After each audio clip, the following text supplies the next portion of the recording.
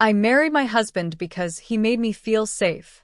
He was stable, successful, and predictable. Everything I thought I needed after years of chaotic, exhausting relationships.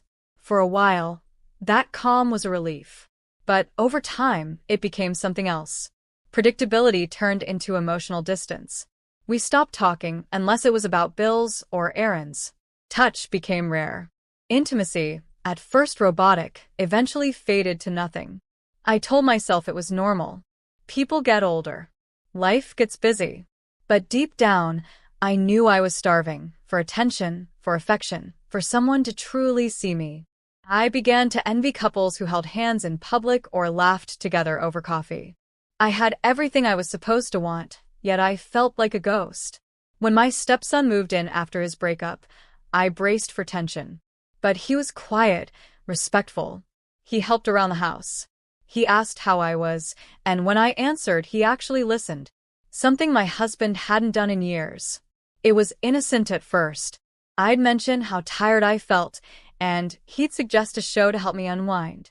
I'd say dinner was lonely, and he'd sit with me, keeping me company. I started looking forward to those moments, not in a romantic way, but in a human one. He noticed things, a new haircut, a different sweater. He complimented me, with no agenda. My husband hadn't looked at me like that in years. One evening, we ended up talking over leftovers. I laughed, really laughed, for the first time in months. He smiled and said, "You should do that more. It suits you." Something shifted. It wasn't lust. It wasn't love. It was recognition. I felt seen. Alive. Then came the night that changed everything. My husband was away at a conference. I passed my stepson's room on the way to get water when I heard a sound, soft at first, then clearer. Curious, I glanced in. The door was slightly ajar. I didn't mean to look, but I froze. He was on his bed, shirtless, phone in hand, caught in an intimate moment. A woman's voice drifted from the speaker, breathless, unmistakably sexual. I should have turned away, but I didn't. For a second too long, I just watched. Shame hit me instantly, but it tangled with something else. Something I didn't want to name. I went back to my room and sat on the edge of the bed, trembling. It wasn't just what I saw. It was how I felt. Something primal, confusing, had been stirred, and I couldn't shake it. The next day, I avoided him. But the image lingered. Worse, so did the feeling. The more I tried to forget, the more I noticed him.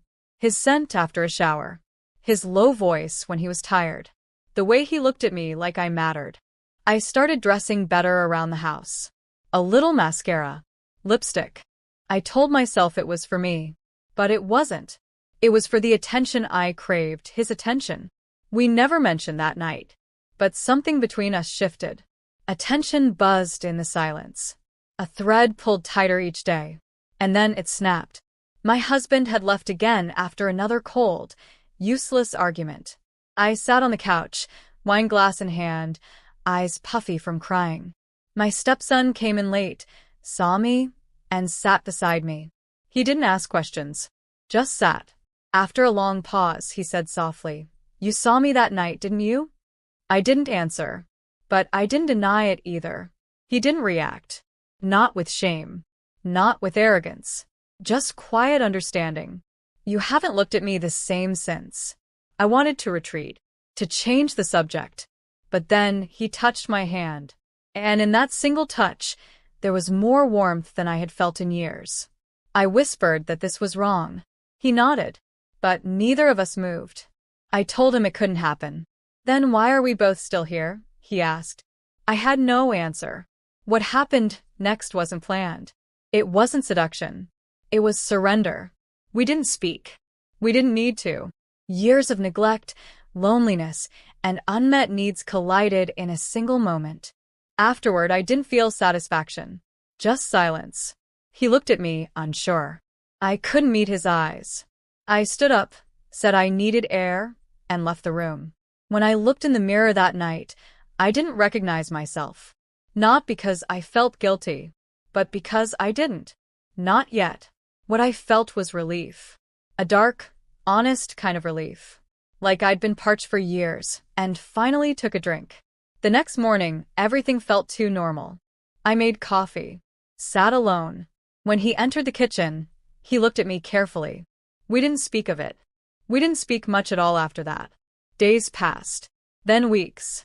He started spending more time out, eventually mentioning moving back to his mom's. I didn't stop him. I just nodded.